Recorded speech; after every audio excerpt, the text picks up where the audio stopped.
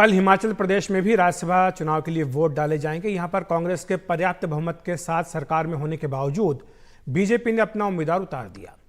राज्य में भी 68 विधायक हैं, जबकि एक राज्यसभा सीट के लिए चुनाव जीतने के लिए पहली पसंद के 35 वोट जरूरी हैं। कांग्रेस के पास 40 विधायक हैं, यानी 5 ज्यादा हैं, जबकि बीजेपी के पास केवल 25 विधायक ही हैं।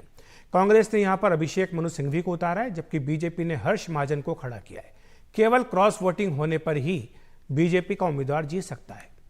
तो हमारे सहयोगी मोहम्मद गजाली हमारे साथ जुड़ रहे हैं इसी पर बात करने के लिए। मोहम्मद गजाली, बीजेपी की उम्मीदें इसी बात पर टिकी होंगी कि कांग्रेस से कुछ लोग क्रॉस वोटिंग करें।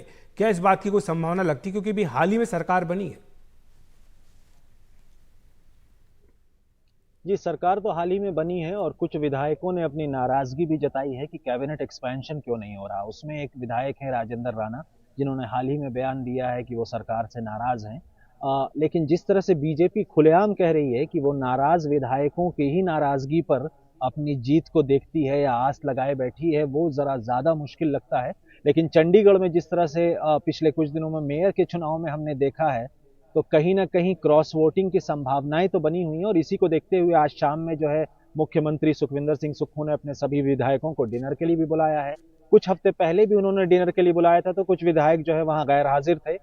दूसरी नाराजगी का कारण सिर्फ सरकार नहीं है, बल्कि दूसरा कारण यह है कि अभिषेक मनु सिंघवी जो है वो हिमाचल प्रदेश के रहने वाले नहीं है।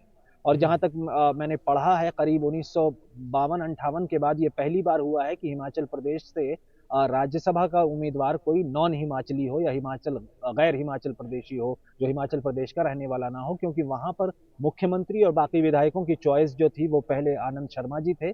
और उसके अलावा जो है दूसरे जो हिमाचल प्रदेश के नेता हैं वो भी उम्मीदवार थे या ऐसी आस लगाए बैठे थे कि कांग्रेस उनको उम्मीदवार बनाएगी। लेकिन इन सभी कारणों की वजह से अब देखना होगा कि कल के लिए व्हिप भी जारी हुआ है, तो क्या व्हिप में सारे विधायक आते हैं या क्रॉस वोटिंग की जो चांसेस है वो बनता है या नहीं।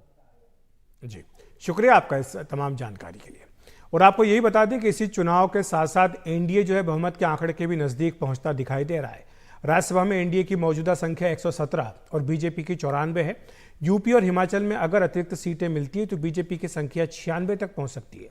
जेडीएस को एक अतिरिक्त सीट मिलने पर एनडीए की संख्या बढ़ेगी। जेडीयू, एनसीपी और शिवसेना एक एक सीट जीत चुके हैं। मनोनीत और निर्दलीयों को मिलाकर एनडीए का जो आंकड़ा है वो 120 तक पहुंच सकता है।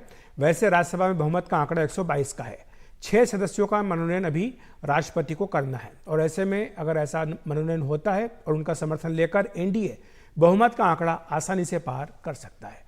तो कल है राज्यसभा का चुनाव। सुबह 9 बजे से वोटिंग शुरू हो जाएगी, शाम 4 बजे तक मतदान होगा और 5 बजे से वोटों की गिनती शुरू हो जाएगी। हम आपके पास पल पल की खबर राज्यसभा चुनाव को लेकर आते रहेंगे।